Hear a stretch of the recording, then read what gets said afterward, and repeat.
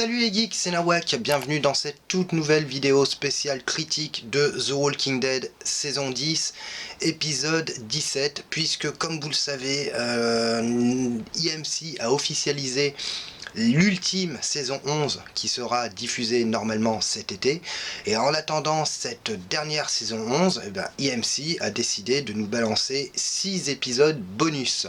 Alors on a pu le voir au travers des différentes bandes annonces qu'on a eues. Chaque épisode sera consacré à un ou plusieurs personnages. Donc aujourd'hui on va parler de l'épisode 17 intitulé Home Sweet Home. C'est parti, action. Épisode 17 de The Walking Dead intitulé Home Sweet Home est consacré au retour de Maggie. Donc je ne vais pas vous raconter l'épisode, je pars du principe que vous l'avez vu. Je vais plutôt, on va dire, dresser, ce que j'ai aimé, ce que je n'ai pas aimé et ce qui pour moi aurait pu être amélioré. Alors l'épisode commence sur une rencontre qu'on attendait tous, c'est la confrontation entre Maggie et Negan. Alors c'était intéressant, c'était assez intense, il y avait quand même pas mal de tensions. Surtout vis-à-vis de Maggie, j'ai même trouvé que Negan était presque en retrait, entre guillemets. Voilà, il se justifie auprès de Maggie en disant qu'il ne s'est pas échappé.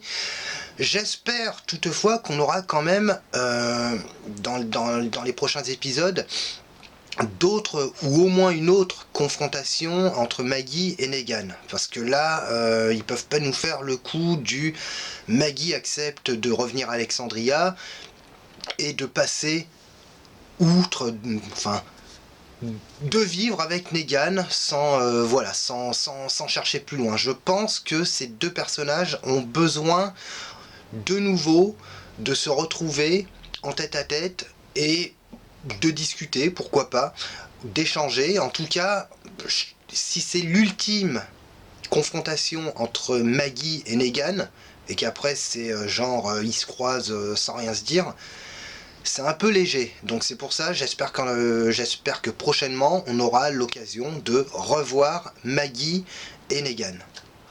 Autre chose qui était assez intéressante dans cet épisode, c'est qu'on a pu enfin savoir ce qui était advenu à Maggie durant toute son absence. Voilà, puisque rappelez-vous, c'était au cours de la saison 9, alors je crois que c'était à la mi-saison 9, Maggie quittait son groupe pour partir avec Georgie.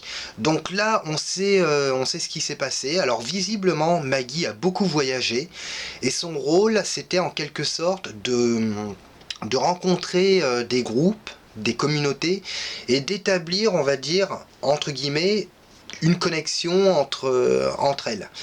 Voilà. Alors là où je trouve que c'est un peu trop facile, c'est quand Daryl lui demande ce qu'est devenu Georgie et qu'elle répond qu'elle ne sait pas, qu'elle a perdu Georgie de vue.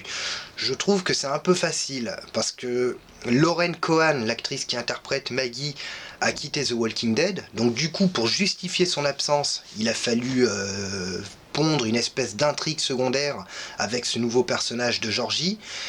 Et là, de s'entendre dire que Georgie a disparu, qu'elle ne l'a jamais revue, qu'elle l'a perdu de vue, je trouve que ça traduit une espèce de... Je sais pas pour vous, mais personnellement, je trouve que ça traduit un peu une espèce de flemme scénaristique. Donc j'espère que prochainement, ou même durant la saison 11, on aura quand même des nouvelles de Georgie.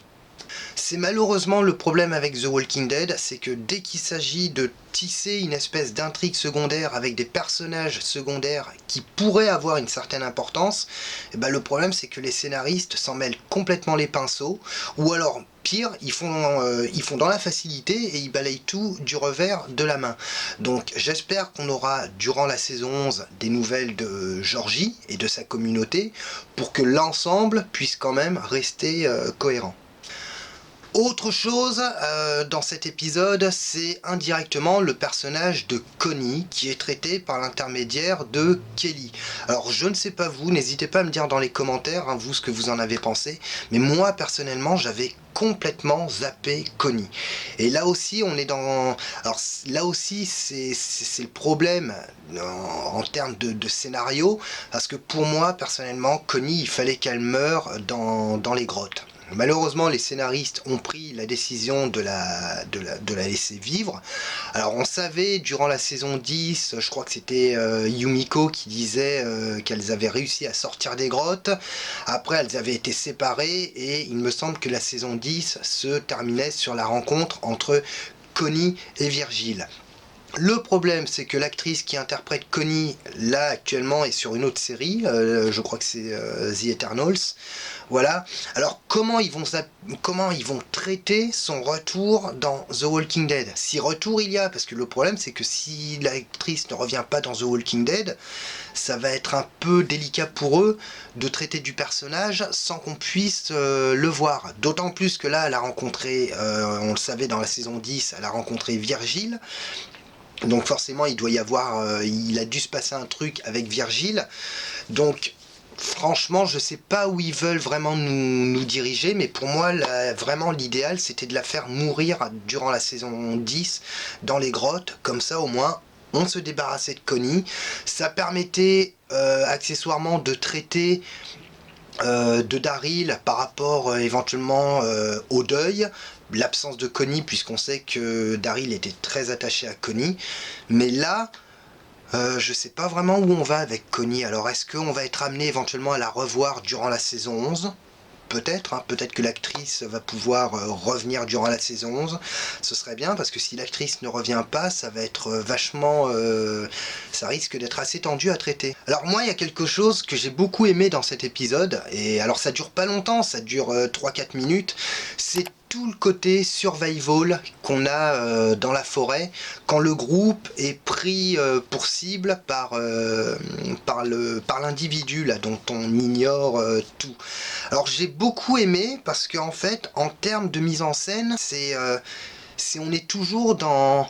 On voit pas l'ennemi en fait, donc c'est ça qui est vachement intéressant. Et puis il y a eu quand même, il y a quand même de bonnes idées dans ce passage-là, notamment quand Daryl se prend une raclée monumentale. On passe en caméra subjective et on voit que Daryl a la vue complètement, les sens complètement troublés, il a la vue, il voit flou, il entend mal. Franchement, c'était une bonne idée. Et on prend connaissance avec cet individu, et là j'ai envie de dire que c'était bien trouvé, parce qu'en fait, ce mystérieux groupe qui se fait appeler les Reapers, donc les faucheurs, on a un groupe qui ne tombe pas comme ça, comme un cheveu sur la soupe. C'est un groupe dont on a connaissance par l'intermédiaire de Maggie, puisque Maggie et son groupe connaissent ces individus. Donc ça, c'était plutôt intéressant, et en plus de ça, on a, pour une fois, on a un ennemi qui n'existe pas dans le comics. Donc là, ça va être intéressant par rapport aux scénaristes, pour voir s'ils sont capables de nous pondre un groupe antagoniste, peut-être pas digne de ce nom, mais je vais dire à hauteur de ce qu'on attend. Et en plus, il y a autre chose qui est assez intéressant, c'est que jusqu'à maintenant, on avait on va dire les méchants, entre guillemets, dans The Walking Dead, c'était des gens qui essayaient de survivre, et qui étaient prêts à tuer pour survivre. Et là, ça fonctionne différemment, parce que cet individu préfère se sacrifier. Alors le mec, il se fait carrément exploser, j'ai trouvé ça assez fun. Mais le mec préfère se sacrifier que de donner des informations. Donc là aussi, on est dans une espèce de nouveauté. Voilà, donc ça... Franchement, c'était plaisant, parce que ça sort un peu des sentiers battus. C'est vrai que les ennemis dans The Walking Dead, c'est ce que je vous disais juste avant, c'était... quitte à survivre, pour survivre, ils étaient prêts à tuer. Là, on est dans une espèce de schéma inverse, c'est-à-dire l'ennemi préfère se sacrifier que de balancer son groupe, donner des informations et tout. Donc franchement, là, c'est plutôt bien trouvé. Et en plus de ça, ce qui est quand même assez intéressant, c'est de savoir que Maggie et son groupe savent de qui il s'agit, et nous, en tant que téléspectateurs, on ne sait rien, on n'a aucune information. Alors, chose assez intéressante également dans cet épisode, c'est que par l'intermédiaire de Maggie, on fait la connaissance de deux nouveaux personnages, c'est-à-dire Cole et Elijah. Donc Elijah qu'on avait vu durant la saison 10, et d'ailleurs je me souviens, beaucoup de gens avaient dressé une espèce de théorie par rapport aux comics, pensaient que c'était le personnage, alors j'ai oublié son nom dans le comics, je sais plus lequel c'est, vous pourrez me le dire dans les commentaires. Mais bon, en fait, il ne s'agit pas du tout de ce personnage. Donc là, c'est Elijah et Cole. Alors pour l'instant, je peux pas trop me prononcer parce que c'est un peu trop tôt. Ça dépend comment les personnages vont être traités par les scénaristes. Est-ce que on va avoir droit à des personnages approfondis et bien traités, ou est-ce que les personnages vont se faire dégommer au prochain épisode? J'en sais rien, mais bon, pour l'instant, je peux pas trop me prononcer. D'autres choses qui étaient assez sympathiques, c'est la discussion entre Maggie et Daryl, donc ça c'était plutôt cool. Notamment, alors ça aussi, alors moi personnellement c'est quelque chose que j'attendais, mais ça a été évoqué, quand Maggie explique à Daryl qu'elle a dû expliquer à Herschel Junior pourquoi son père n'était pas là, pourquoi il n'était pas présent à ses côtés, qu'il avait été tué par un homme. Donc ça aussi, c'est où j'ai plutôt bien aimé. Maintenant, c'est de savoir est-ce qu'on va avoir droit plus tard à la rencontre entre Herschel Junior et Negan. Ça aussi, c'est quelque chose que j'attends. Là, on a eu la confrontation entre Maggie et Negan. Alors, est-ce que Maggie va essayer de cacher Negan à son fils, ou est-ce que, au contraire, son fils va être confronté lui aussi à Negan? Cet épisode nous a permis également de retrouver les ruines de la colline, donc bon bah ça c'était plutôt sympathique, voilà. Je m'y attendais pas vraiment, ça fait un peu, on surfe un peu sur le côté nostalgie entre guillemets, et il y a quand même un truc qui m'a particulièrement plu dans cet épisode. Alors là, c'est plus sur la forme. Je trouve qu'en termes de réalisation, on était quand même à des kilomètres de ce à quoi on était habitué. En termes de photographie, en termes de couleurs, on avait plus ces couleurs un peu ternes, un peu pâles. On n'avait plus cette espèce de filtre qui donnait une espèce de couleur, couleur un peu chaude. Là, on a même une couleur, j'ai même envie de dire un peu trop, mais bon, c'est excusable, un peu trop froide. Mais franchement, en termes de réalisation, c'était plutôt bien maîtrisé. Du coup, en termes d'épisode, c'est là où je veux en venir.